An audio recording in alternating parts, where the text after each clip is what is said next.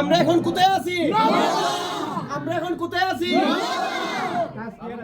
আসসালামু আলাইকুম দর্শক, আপনারা দেখতে পাচ্ছেন এখানে সবাই আমরা একত্রিত হয়েছি আজকে নোয়াপাড়াতে মেট্রো লাইফস্টাইল ডান্স পার্লারে।